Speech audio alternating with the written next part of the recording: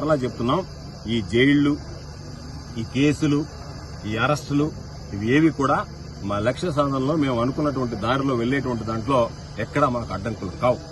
తాత్కాలికంగా ఈ రోజు ఒక 90 రోజులు 86 రోజులు జైల్లో ఉన్నామంటే రెండే విషయాలు: ఈ ప్రభుత్వం అనుసరిస్తున్నటువంటి ప్రజా వ్యతిరేక విధానాలు, చంద్రబాబు నాయుడు చేసినటువంటి మోసాలు, చంద్రబాబు నాయుడు చేస్తున్నటువంటి కుట్రలు, వీటి మీద ప్రజల్లోకి తీసుకువెళ్లడానికి మాకు తాత్కాలికంగా వాయిదా వేసుకోవడం జరిగింది. ఎందుకంటే అందుబాటులో లేము కాబట్టి.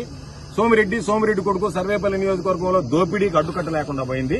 కాబట్టి వీటన్నిటి మీద కూడా భవిష్యత్తులో విచారణ జరుగుతుంది. ఎవరెవరు ఏమేం తప్పులు చేశారో బయటపడతాయి. ప్రజలకు సంబంధించినటువంటిది ఎవరు తిన్నా సరే కక్కించాల్సిందే.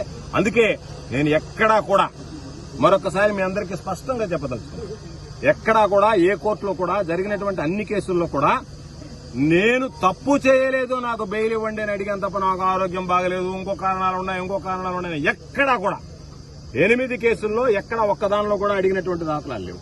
కాబట్టి వీటన్నిటిని దృష్టిలో పెట్టుకుని తప్పనిసరిగా రాబోయేటువంటి రోజుల్లో వైఎస్ఆర్ కాంగ్రెస్ పార్టీ బలోపేతం కోసం, ప్రభుత్వం అనుసరిస్తున్నటువంటి ప్రజా వ్యతిరేక విధానాలను ఎండగట్టడం కోసం, ఏదైతే గతంలో కూటమి ప్రభుత్వం మీద మేమైతే ఏదైతే విమర్శలు చేశామో, వాస్తవాల గురించి మాట్లాడామో, ప్రజలకు జరుగుతున్నటువంటి అన్యాయాల గురించి మాట్లాడామో వాటిని కొనసాగిస్తాం. మా పంతా కొనసాగుతుంది. సర్వేపల్లి నియోజకవర్గ దోపిడీ మీద అడ్డుకట్ట వేసేటువంటి ప్రయత్నం చేస్తాం. కాబట్టి ఎక్కడా కూడా అలుపెరగనటువంటి పోరాటం చేస్తాం తప్ప ఏదో కేసులు పెడితే మరలా భయపడి గమ్మైపోతాయేమో, మరలా కొత్త కేసులు పెడతారేమో అనేటువంటి ఆలోచన